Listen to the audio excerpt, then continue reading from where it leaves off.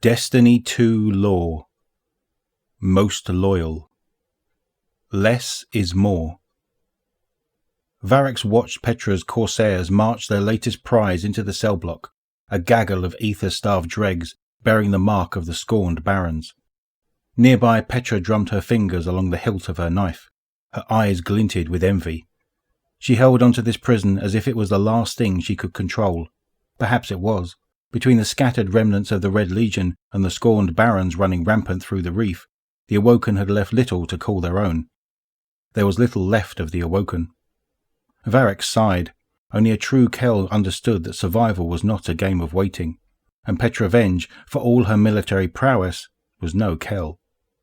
In a world without Kells, Dreg's strength will breed nothing but chaos. Variks whispered to himself the old Rain proverb, wishing for the return of the decisive days of his queen, his Kell. "What did you say?" Petra asked without looking at him.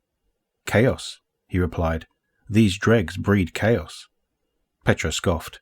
"They're fallen, and where there's fallen, there will inevitably be guardians." She turned on her heel and walked away.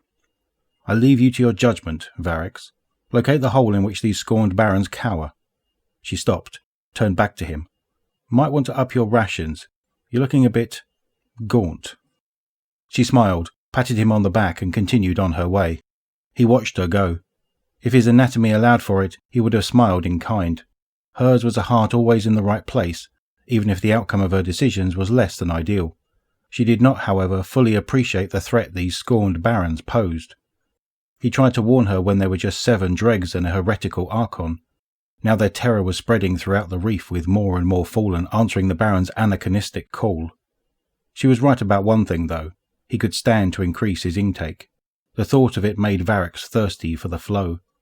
Like all of his kind since the appearance of the Red Legion, he had been forced to ration his intake. He'd never felt so weak, so close to death, but he would survive as he always had. Variks knew the time would inevitably come when he would have to survive on his own.